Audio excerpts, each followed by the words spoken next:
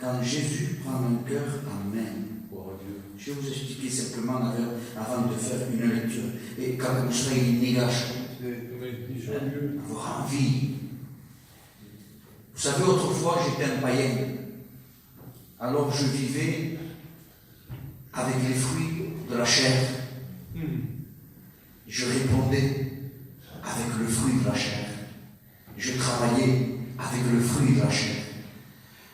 Pardonnez pour moi, si je ne le faisais pas, eh bien, ça ne me faisait aucun mal-être en moi. Voler, si je volais, quand je volais, ça ne me faisait rien en moi. Comprenez? Ça ne me faisait rien du tout. M'énerver, me disputer, verbalement, ça ne me faisait rien, ça ne mettait aucun mal-être en moi. Mais aujourd'hui, si avant j'aimais voler, aujourd'hui, je n'aime plus voler. Parce que ça met un mal-être en moi. Regardez le changement de Dieu quand il prend un être pécheur. Si avant je ne voulais pas pardonner et ça ne me faisait rien, aujourd'hui j'aime pardonner. Parce qu'automatiquement, si je ne le fais pas, à l'intérieur je ressens un brisement. Et vous savez très bien que c'est le Saint-Esprit qui le fait. Parce qu'on a reçu le Seigneur. Alors je disais, Seigneur, je te remercie. Je l'ai marqué parce que c'est le Saint-Esprit qui me l'a dit il y a quelques jours, c'était pour moi, et bien voilà, je le dis. Je n'imaginais pas pouvoir vivre avec la mentalité de Jésus. Je n'imaginais pas pouvoir vivre avec les raisonnements de Jésus. Parce qu'il y avait le fruit de la chair en moi. Et vivre avec tout ce qu'il y avait quand j'étais païen, je trouvais négatif. Pas pardonner. Comprenez, c'était négatif. Voler, tout cela, ne pas voler, c'était négatif. Il fallait que je vole. Et aujourd'hui, je me trouve dans une situation où c'est le contraire. J'aime travailler avec ce que moi avant je trouvais négatif. Vous comprenez ce que je dis? Ce que Dieu dit? J'aime travailler ma vie ici-bas, chaque jour que Dieu me donne, travailler avec le négatif. C'est-à-dire, je n'aime pas voler. Je n'aime pas m'énerver.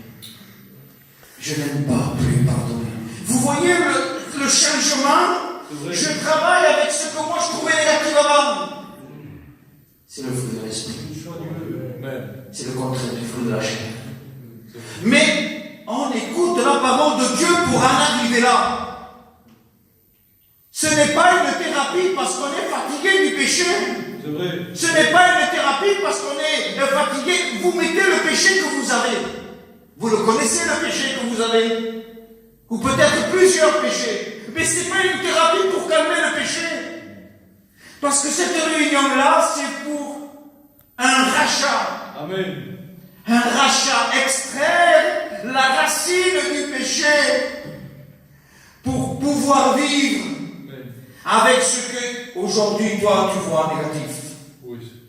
Je ne peux pas pardonner celui-là. Ça ne fait rien. Et quand tu es en Christ, tu dis, Seigneur, trouve-moi une occasion pour pardonner. C'est la vérité. Si je mens, vous savez, si je mens, l'Ecclésiaste dit que lui, il a les ciseaux spirituels pour couper mon souffle. Vous le savez ça? Parce que la vie ne m'appartient pas. Alors je n'ai pas d'intérêt ici. Et dehors, et quelque chose où je sors, de mentir, parce que c'est la vérité. Alors ce n'est pas une thérapie là que tu viens de faire. C'est extraire le péché. Et il faut le sang de Jésus. Amen. Sans le sang de Jésus, c'est très difficile de pouvoir, parce que ce n'est pas un claquement de doigts qu'on enlève le péché, ce n'est pas avec un coup de baguette magique, non, c'est avec une souffrance atroce de Jésus-Christ à la croix. Pourquoi tu viens à chaque fois pour calmer ton quotidien, ta vie mondaine? Pourquoi? Pourquoi tu viens pour calmer ta vie mondaine? Pourquoi tu viens pour calmer ta fatigue de péché?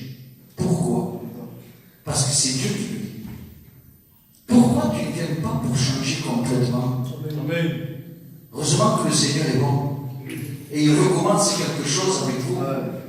Et il le dit sourd. Entendez. Aveugle. Voyez. Regardez. Pourquoi, Seigneur? Parce qu'ils ont écouté les prédications toute la semaine. Ou dimanche dernier, ou il y a 3 dimanches. Et alors, ils sont toujours sourds. Ils sont toujours aveugles. Perché? Perché? Perché tu ne pas repenti? Qu'est-ce que ça fait? C'est quoi c'est bien dans le monde? Pourquoi ces passions c'est bien? Ces vols, etc. Et à quoi? Ça mène à quoi? Ça mène à une destination éternelle. Éternelle, éternelle. Tu ne mouriras jamais. Mais quelle destination mauvaise. Tu seras bien plus que fatigué de ton péché. Tu seras bien plus accablé de ta vie mondaine si tu te trouves dans cette situation, si tu te trouves dans cette situation-là. Ta fatigue là de ce soir n'est rien comparée à l'enfer. Ta fatigue, ton péché, ton trouble, je ne sais pas, ce n'est rien. Et le Seigneur vient encore te parler en te disant réveille-toi. Il y a tellement de Dieu. La dernière fois que Dieu